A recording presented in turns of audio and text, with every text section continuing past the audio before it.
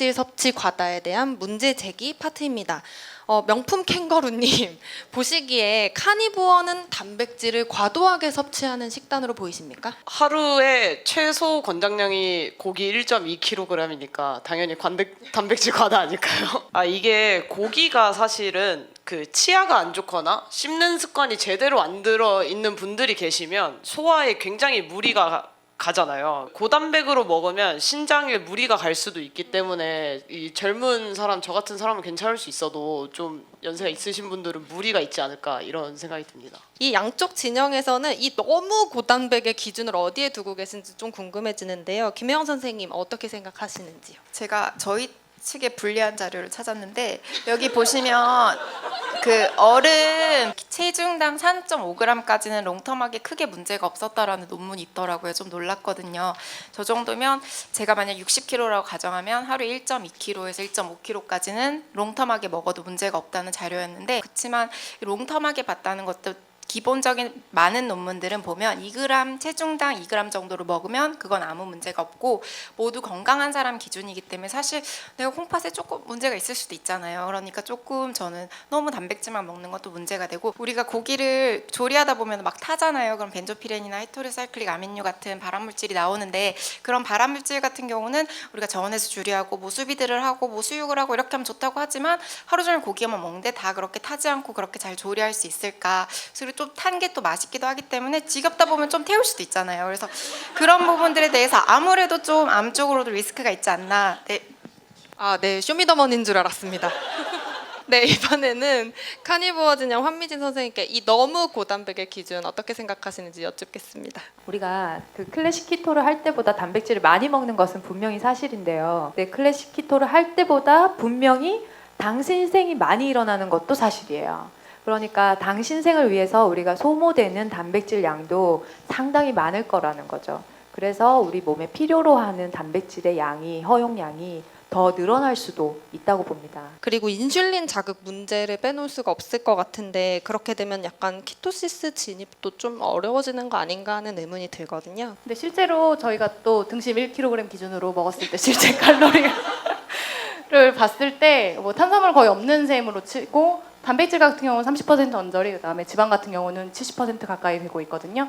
그래서 이제 단백질 같은 경우는 당신생으로 해서 탄수화물을 대체할 수 있고 또 지방 열심히 타겠죠, 저희 몸에서. 네, 그래서 큰 문제는 없고, 실제로 저 같은 경우에도 경험상 키토시스 진입이 굉장히 잘 되더라고요. 보통 1점대 유지하는데 3점대까지 너무 쉽게 올라가는 걸 실제로 경험을 했습니다. 그리고 아까 탄고기 얘기 잠깐 하셨는데 바빠서 짧게만 말씀드리면은, 저희가 그런 탄고기를 많이 먹으면 장내 미생물 자체가 그런 그 독소를 해독하는 미생물 위주로 조성이 된다고 해요. 물론 그게 좋은지 나쁜 건지 장기적으로는 알 수 없지만 어쨌든 그런 것들도 있다고 합니다. 근데 지금 표를 보시면 육류 섭취량이 높아지면서 지방 섭취량도 필연적으로 상당히 올라가게 되는 것 같은데, 아마 이로 인한 콜레스테롤 문제도 우리가 같이 고려를 해봐야 될 것 같아요. 포화지방을 많이 먹으면 콜레스테롤이 높아지는 것은 사실입니다. 이것은 제가 카니부어 진행한 후에 제 혈액 검사거든요. 총 콜레스테롤이 347이에요. LDL 콜레스테롤이 279고요. HDL 콜레스테롤은 79, TG는 100 정도 되죠. 사실 TG 문제는 제가 이거 오전에 해서 그런 것 같아요. 오전에 했을 때랑 오후에 했을 때랑 그 중성지방 레벨이 많이 다르더라고요. 그 덴버 갔을 때도 데이비드 펠드맨의 자료에서도 봤었는데, 서카디안 리듬 때문에 아침에 에너지가 많이 필요하잖아요. 그래서 지방을 많이 태워야 되는 분들의 경우에는 TG가 오전에 올라가고 저녁에 오후가 될수록 이게 점점 떨어지더라고요. 그래서 이것도 저 아침에 잰 거거든요. 그리고 그 LDL 콜레스테롤의 분획이에요. 보시면 이거 저명하게 A타입이잖아요. 그 LDL 콜레스테롤이 4번부터 7번까지가 그 산화된 LDL, 또 되게 덩치가 작아서 그 동맥경화 많이 일으키는 그 LDL인데 저는 0 나왔어요. 하나도 없어요. 이 결과치를 보고 제가 심혈관계 질환의 리스크가 높을 것 같으신 분 계세요? 예, 없죠. 예. 예, 그래서 어쨌든 요즘에 콜레스테롤에 대한 누명도 서서히 벗겨지고 있는 느낌이에요. 그 콜레스테롤은 여러 차례 강의에서도 들으셨겠지만 각종 호르몬의 재료가 되고 세포막의 재료가 되고, 그리고 여러 염증을 회복시키는 중요한 물질이에요. 그 수명도 길게 해주고 인지력 상승에도 도움이 되고 또 면역력도 높이고 염증을 대항하는 능력도 높여주는 아주 좋은 결과가 있는 것으로 확인이 되고 있습니다. 이제 다음 세션으로 넘어가 볼까 하는데요. 여러분들이 가장 궁금해하실 파트, 다이어트 효과에 대한 이야기를 나눠보도록 하겠습니다. 황미진 선생님께서 앞서 보신 영상에서와 같이 2주 동안 무려 2.2kg의 체지방 감량 효과를 보셨는데요. 카니보어의 다이어트 효과 대체 어디서 오는 걸까요? 사실 이거 2주 영상 찍고 나서 그 대사율이 너무 올라가 있어서 저도 모르게 카니보어를 조금 더 했거든요. 그 몇 주 더 했는데 체지방 더 많이 빠졌어요. 제가 이거 카니보어 스타트를 하기 전에 미국 갔다 왔잖아요. 덴버 갔다 오면서 그 여행길에 굉장히 많은 탄수의 향연에서 치팅을 엄청 했어요. 그러면서 이번에 이거 실험한다고 인바디 찍었는데 제가 키토 시작한 이래로 이렇게 나쁜 인바디 처음 봤거든요. 이번에 2주밖에 하지 않았는데 체지방 감량 효과와 그 이전으로 돌아가는 클린 키토를 하면서 얻었던 저의 건강 상태를 빠른 속도로 되찾는 것 같아서 굉장히 기뻤고요. 그냥 클래식 키토를 할 때도 제가 케토시스 상태는 계속 유지를 했었어요. 그런데 그 케톤 레벨이 여기 보시는 것처럼 아세톤으로 보면 8.1이고 혈액 검사 그거 있잖아요. 그걸로 해보면 한 1 정도 이렇게 됐었는데 체지방 분해 속도가 굉장히 빨라지더라고요. 앞서 여러 차례 제가 말씀드린 것처럼 그 식이섬유가 그 지방의 흡수 속도 이런 것들도 좀 조절을 해주는 것 같아요. 그래서 그 자동차를 달릴 때도 악셀레이터와 브레이크가 있잖아요. 이런 식이섬유가 어떤 그런 브레이크 역할을 해주는 것 같아요. 에너지가 많이 필요하고 체지방이 빨리 분해됐으면 좋겠을 때 이럴 때 우리가 그 식이섬유를 약간 줄여가지고 좀 먹어보면 케토시스로 좀 빨리 진입을 하면서 체지방 분해 속도가 굉장히 빠른 것을 느끼실 수 있을 거고요. 에너지가 너무 과하다 싶을 때는 이렇게 식이섬유 조금씩 넣어가면서 좀 속도 조절을 해가면서 살면 되지 않을까. 본인 몸 상태에 맞게 속도 조절을 좀 할 수 있게 본인의 몸의 주인이 될 수 있게 그렇게 하셨으면 좋겠습니다. 네, 그런데 여기서 드는 의문이 여기 계시는 많은 분들도 느끼셨을 테지만 이미 저탄고지를 하면서도 감량 효과는 충분히 보시는 분들이 많이 계시거든요. 키토제닉 진영에서 이 부분에 대해서 조금 하실 말씀이 있으실 것 같은데 김혜영 선생님. 살을 빼기 위한 목적, 체지방 분해를 가속하기 위해서라면 사실 당질 제한이나 클린 키토만으로도 탄수를 더 제한해서 하는 것도 방법일 거라고 생각이 되어지고 굳이 카니보어를 안 해도 알러지 음식을 제한한 타이트한 키토 정도면 좋을 것이라고 생각되어집니다. 그리고 아까 그 고기도 드셨지만 유제품도 드셨었는데 사실 저희 검사해보면 유제품 알러지 70-80%에서 나오고 있거든요. 그래서 유제품 알러지가 있는 사람을 카니보어를 시키려면 진짜 죽어라 고기만 먹어야 되는 그런 상황이 될 수도 있어서 더 지속 가능한 식단이라고 생각해서 좀 어렵지 않을까 그런 생각이 듭니다. 네, 메인님도 이번 토론을 위해서 황미진 선생님뿐만 아니라 메인님도 직접 카니보어를 경험을 하셨는데 어떻게 좀 살 좀 빠지셨습니까? 효과 좀 보셨습니까? 네. 근데 저는 지금 제가 카니보어 패널로 있긴 하지만 지속 가능한 식단이 아니라는 점에는 격하게 동의하고요. 왜냐하면 진짜 7일 제가 원래 14일 목표로 했는데 7일 하고 7일도 진짜 겨우 하고 끝냈어요. 정말 힘들었는데 하지만 또 실제로 이 중에 지금 여기 와 계시는 분들 중에서는 카니보어를 뭐 몇 개월째 계속 하시는 분들도 있기 때문에 이거 약간 개인차가 있지 않을까 싶기는 하지만 어쨌든 다이어트 효과만 봤을 때는 정말 네, 오늘 저 보시면서 되게 막 화면보다 더 날씬하세요 이랬는데 카니보어 효과였습니다. 지난 일주일 동안 3kg 정도 감량을 했었고요. 근데 여기 지금 막 혹하시면 안 되는 게 저도 저희 황미진 쌤이랑 비슷하게 베트남 출장 가서 쌀국수로 치팅하고 와서 채운 다음에 뺀 거라서 그 정도 효과가 있었던 것 같긴 하고요. 키토제닉 다이어트로 해도 효과 자체가 크게 다르진 않은데 제가 느꼈던 거는 다이어트를 하면서 힘 빠지는 느낌이 확실히 덜 하더라고요. 살이 빠질 때 그 특유의 그 뭔가 기운 없고 그런 졸리고 자꾸 자고 싶고 이런 느낌이 있는데 그게 전혀 없이 감량이 되는 게 키토제닉, 클래식 키토제닉과 카니보어의 차이점 아니었나 생각합니다. 다이어트의 대가 명품 캥거루님 몸빵으로 계속 다이어트 하시는데 클린 키토로 보신 효과에 대해서도 좀 알고 싶거든요. 제가 지금까지 2주 다이어트 챌린지를 한 3개 정도 진행을 했었는데 한 번은 최강의 식사를 했고 한 번은 삼겹살만 먹었고 한 번은 단식을 했었어요. 제가 이 3개의 2주 챌린지를 했을 때 다 감량 효과가 있었습니다. 근데 문제는 감량 이유가 아닐까요? 저희가 체중을 한순간에는 뺄 수 있어요. 근데 그 뺀 거를 유지하는 게 중요한 건데 카니보어로 뺐는데 그거를 다시 유지할 수 있냐라는 관점으로 봤을 때는 카니보어가 평생 지속할 수 있는 식단이 아니기 때문에 힘들지 않을까라고 생각하고요.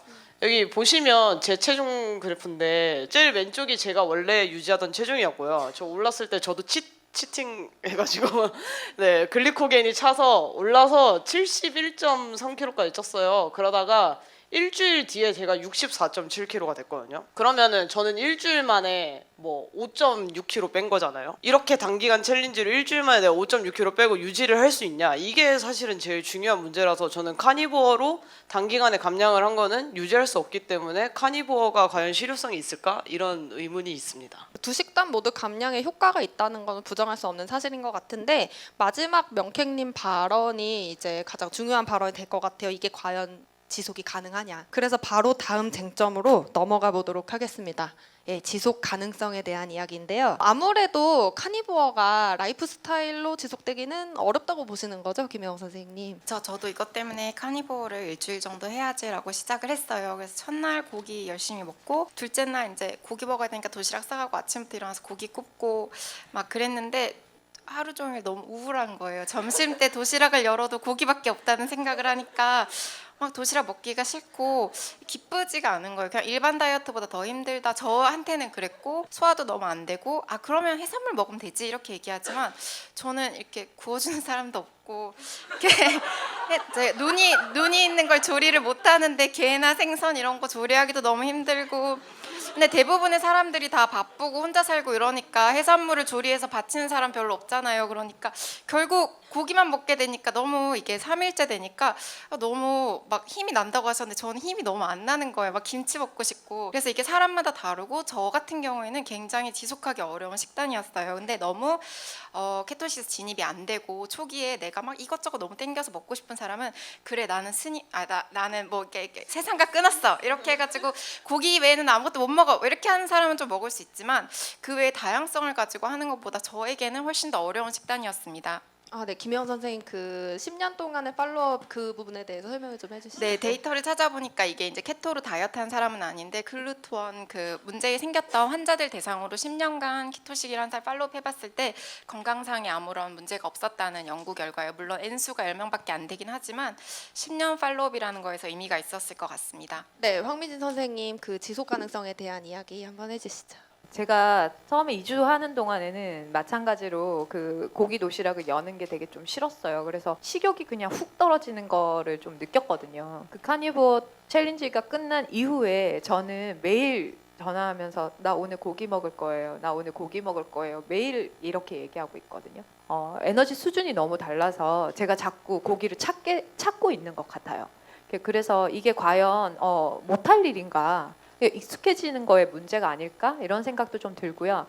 그리고 우리가 클래식 키토를 처음 할 때도 이것이 과연 평생 할 수 있는 식단입니까?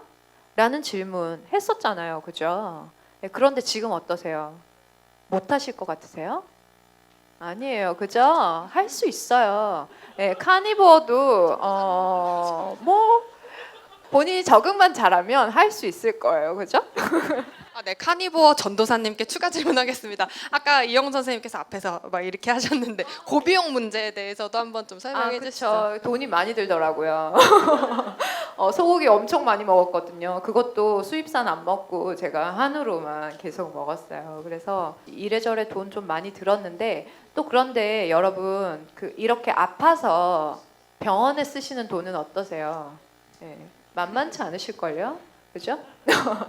과연 우리가 에너지를 잘 가지고 그 하시는 일들 다 잘하실 때 얻게 되는 비용과 고기에 투자해서 쓰게 되는 비용의 차이에 대해서 도대체 어느 것이 더 경제적인 것인지, 어느 것이 더 나의 건강과 나의 생활, 나의 라이프 스타일에 도움이 되는 것인지 잘 생각해 보시기 바랍니다. 제가 그 최강의 식사 챌린지를 하면서 데이브 아스프리 맹신자가 됐었는데 그 데이브 아스프리 최강의 식사 책을 보면 이렇게 나와 있어요. 에스키모족 다이어트를 보고 카니보어랑 이제 비슷하게 데이브 아스프리도 했는데 장벽이 얇아져서 이제 다른 식사를 했을 때 예민도가 증가했다는 얘기가 나오더라고요. 그래서 단백질 단식일이라는 것을 데이브 아스프리가 하기 시작한 거예요. 그 단백질 단식일이 이제 단백질을 제한해서 염증을 낮추고 탄수화물을 보충하는 날이잖아요. 그만큼 일주일에 하루나 이틀을 둘 정도로 탄수화물을 섭취하는 것은 우리 몸에 중요하다. 이렇게 예민도가 증가하는 상황을 과연 우리가 건강한 상황으로 볼 수 있을까에 대한 의문이 남습니다. 근데 사실 이 부분은 저희가 키토제닉 다이어트 처음 할 때도 똑같이 제기됐던 그거긴 해요. 키토제닉 다이어트를 했더니 조금만 탄수화물을 먹어도 온몸이 퉁퉁 붓고 알러지가 올라오고 불편하고 네, 이런 얘기들은 사실 결국은 내 장에 맞지 않는 음식을 먹는 게 문제인 거지 그것이 어떤 종류이냐는 사실 약간 두 번째 고려사항 아닌가 이렇게 생각이 듭니다. 아 근데 이제 평생 사람이 좋은 것만 먹고 살 순 없잖아요. 제가 그 프로 외식러거든요. 저는 키토를 하면서도 거의 매일 외식만 하고 사는데 저는 키토식으로 외식을 하면서도 항상 키토시스 상태를 잘 유지하기로 유명한데 그 제가 키토식으로 외식을 하면서 키토시스 상태를 유지할 수 있는 이유는 제 행동 반경 안에 있는 식당을 다니면서 키토된 식당은 다신 가지 않아요. 저 여기는 국에 설탕 안 넣어 이런 식당만 가면서 먹는데 제가 카니보어를 나오기 전에 하고 내장을 한번 먹을까 하고 제가 원래 좋아했던 식당에 가서 내장탕을 먹었는데 그 예민한 반응이 올라오는 거예요. 원래 안 그랬는데 갑자기 졸음이 쏟아지고 뭐 집중이 잘 안 되고 이런 증상이 일어나서 과연 평생 사람이 집밥만 먹으면서 살 수 있나 이렇게 외식 못하고 이렇게 하면 대중적으로는 하기가 너무 힘든 식단이 아닐까 이런 생각이 듭니다. 저 개인적으로는 진짜 엄격하게 정말 뭐 고기에 소금만 먹는다던가 아니면 허용하는 식품들 아주 약간만 곁들이는 수준에서 먹는 카니보어 정말 극단적인 카니보어 식단 자체는 평생 하기 어렵지 않나라고 생각을 하기는 하는데 사실 이거는 20g 컷으로 진행하는 키토제닉 다이어트도 동일한 문제를 가지고 있지 않나 생각을 해요. 사실 여기 지금 거의 200명 넘게 계시지만 1년 동안 치팅 한 번도 안 하시고 20g 지키시는 분들 과연 얼마나 계실까요? 극단적이라고 치면은 극단적인 부분에서의 어떤 포인트는 뭔가 조금 이렇게 논의하기 어렵지 않나 싶고요. 저 두 번째로는 저 같은 경우는 이제 7일 카니벌 하면서 사실 초반에 좀 힘들었어요. 저희 단톡방이 있었는데 단톡방에 맨날 힘들다고 징징대다가 한 4일차, 5일차 되면서부터 컨디션이 올라오더라고요. 근데 혜영 쌤 말씀하셨던 것처럼 밥이 너무 먹기 싫은 거예요. 그러니까 고기가 너무 먹기 싫은 거예요. 그래서 정말 고민하다가 그냥 7일까지만 하고 그만두고 이제 일반 키토제닉 다이어트로 넘어왔는데 그때 제가 지켰던 게 무조건 집에서 밥을 해 먹자였어요. 외식하지 말고 건강한 음식으로 조리를 내가 직접 해서 먹자였는데 기존에 이제 특별히 문제가 없었던 사람 같은 경우에는 카니벌을 한다고 해서 장이 그렇게까지 특별하게 예민해지지는 않지 않나 그런 생각이 들더라고요. 왜냐하면은 뭐 먹었을 때 특별히 뭐 문제가 되진 않았거든요. 제가 말씀드린 건 단기간이에요. 장기간은 확실히 문제가 생길 수도 있다는 생각이 들고요. 한 2주, 3주, 뭐 길게는 한 달 정도 하시고 나서 뭔가 음식을 먹었을 때 그 음식에 문제가 생기면 그 음식이 나랑 안 맞는 음식이다라고 판단을 하시는 게 좋지 않을까 그렇게 경험적으로 생각해 봅니다. 이 이슈에 대해서 마지막 이야기인데 저는 식단이라는 게 뭔가 어떤 지켜야 되는 막 규칙 이런 거라기보다 그냥 라이프 스타일이라고 생각을 하거든요. 그래서 어떤 이런 라이프 스타일로서의 식단을 대할 때는 엄격한 뭘 해야만 해보다는 약간 융통성을 가지고 하는 게 중요하지 않나 이렇게 생각을 해서요. 카니버어 식단을 하더라도 어렵긴 어렵지만 키토제닉 할 때처럼 좀 편안한 마음으로 그냥 방향성이 이런 그러니까 나는 채소가 잘 몸에 맞지 않으니까 채소를 좀 줄이고 고기 대신 그걸 메꾸기 위해서 고기를 좀 더 먹는다. 그 정도의 방향성을 가지고 하시면 어떨까 생각이 듭니다. 네, 두 진영의 뜨거운 토론 5개의 주제에 걸쳐서 잘 들어봤고요. 마지막 메인님의 발언에서처럼 식단을 라이프 스타일로서 가져가는 데 있어서는 융통성 그리고 방향성이 무엇보다 중요하지 않을까라고 생각을 합니다. 우리가 어떤 식단을 딱 정해놓고 한치의 오차도 허용하지 않으면서 철저하게 그 식단을 지켜나가자 뭐 이런 것보다는 건강한 생활에 식생활에 방향키를 딱 맞춰놓고 목표를 향해서 가는 그런 항해 여정을 하는 게 어떨까라는 생각이 들고요. 여러분들 모두 아시겠지만 사실 식단이라는 건 100% 정확한 답이 없습니다. 우리 모두 타고난 것들이 다르고 생활이 다르고 물리적 또 심리적 모든 것들이 다 다르기 때문에 이런 것들이 다 변수가 될 수 있기 때문에 뭐 하나가 정답이라고 하기엔 너무 어려운 부분이 있고요. 결국은 이렇게 포럼이나 이런 데 오셔서 얻은 중요한 정보들을 가지고 직접 내 몸에 적용을 해보는 과정에서 나에게 가장 적합한 식단, 비율 이런 것들을 찾아 나가시는 게 가장 현명한 방법이 아닐까라는 생각을 해봅니다. 마지막으로 명품 캥거루님부터 각 패널 여러분들께 간단하게 소감 말씀 좀 여쭙겠습니다. 간단하게 얘기해 주세요. 카니보어 식단을 저도 하면서 사실은 저도 에너지 수준이 굉장히 많이 올라오고 대사가 올라간다 이런 느낌을 받았어요. 그래서 사실 내가 카니보어로 바꿔야 되나 이런 고민도 하긴 했었는데 중요한 것은 우리가 채소를 먹고 안 먹고가 아니고 제가 그동안 키토제닉을 너무 오랫동안 하면서 타성에 젖은 식단을 했었던 것 같아요. 감미료도 많이 허용하고 뭐 뭐 키토빵 이런 것도 먹고 뭐 가끔 치팅도 자주 하고 가끔 아니고 자주 하고 이래가지고 그랬던 것 같아서 식단에 대해서 다시 돌아보고 좋은 먹거리를 먹는 거에 대해서 다시 생각하면서 요즘에 다시 클린 키토 식단을 하니까 카니보어를 할 때랑 비슷한 수준의 에너지 수준을 가질 수 있더라고요. 그래서 여러분도 혹시 키토제닉 타성이 젖으셨으면 다시 한번 먹거리에 관심을 돌아보시는 게 좋지 않을까 이렇게 생각하게 됩니다. 저는 그 짧게 말하면 고기 많이 먹는 카니보어 정도로 고기 많이 먹는 키토제닉을 하자고 말씀드리고 싶습니다. 오늘 제가 카니보어 그 패널로 나오고 실제로 한 것도 보여드리고 그랬는데 여러분 카니보어 안 한다고 세상 끝나는 거 아니고요. 클린키토 안 한다고 끝나는 것도 아니에요. 그렇죠? 그렇지만 우리가 어떤 음식을 먹었을 때 내 몸에서 어떤 일이 벌어지고 있는지 그런 것들을 알고 집밥을 먹을 것인지 외식을 할 것인지 그죠? 우리가 초코파이 하나 먹는 거가 몸에 해롭다는 걸 알고 먹는 것과 모르고 먹는 것은 너무 다르잖아요. 그래서 그 어떤 각각의 음식들이 주는 이점과 장점과 단점에 대해서 잘 이해하시고 그냥 본인의 몸들을 잘 알아가시는 그런 라이프가 되셨으면 좋겠습니다. 감사합니다. 네. 저 조금 길게 말해야 될 것 같은데요. 네. 제가 사실 이 카니보어 다이어트를 하기 전에는 사실 반대 입장이었어요. 굉장히 반대였는데 하고 나서 좀 많이 바뀌고 네, 지금 약간 중간자적 입장에서 이제 이 토론을 진행했는데 혹시 여러분 무균실 치료가 뭔지 아시나요? 저는 이 카니보어 다이어트가 약간 그런 무균실 치료와 같지 않나라는 생각이 들더라고요. 그러니까 필요한 사람이 있다면 한 번쯤 해볼 만한 다이어트인 것 같기는 해요. 근데 이걸 이제 식단으로 하는 내 몸 치료의 시작이지 이게 끝이라고 생각하시면 그때 좀 위험해지는 거 아닌가 이런 생각이 들더라고요. 패널로서 이런 이야기하는 게 좀 의아하실 수도 있겠지만 식단이 가지는 일시적인 치료 효과가 있다고 해서 이것을 평생 해야 된다라고 생각하시는 거는 그러니까 평생 무균실에서 살겠다라고 생각하시는 것과 같지 않나 이렇게 생각을 해봅니다. 그렇다고 해서 이게 카니보어가 라이프 스타일로서 의미가 없지는 않다고 또 한편으로는 생각이 드는데 뭐 현대인들이 지금 굉장히 소비 중심의 시대에 살고 있고 또 어떤 너무 많은 소비 물품들에 쌓여 있어서 힘들어하니까 그때 나타나는 게 미니멀 라이프라는 개념이거든요. 내 주변을 최소하게 단순화하면서 삶을 좀 더 뭔가 질을 높이자 하는 그런 건데 저는 이 카니보어 다이어트를 하면서 이 카니보어 다이어트가 약간 미니멀 키토제닉 다이어트와 비슷하다라는 생각을 많이 했었거든요. 사실 지금 마트 가면은 사시사철 제철이라는 게 없이 사시사철 모든 채소와 야채와 과일들이 너무 풍성하고 또 마트에 한 3분의 2는 가공식품 코너예요. 먹을 게 너무 많은 세상에 살고 있는데 좀 더 타이트하게 소비가 가능한 식재료에 어떤 제한을 두고 까다롭게 식단을 하게 되는 그런 게 카니보어 다이어트 아니었나라는 생각이 들었습니다.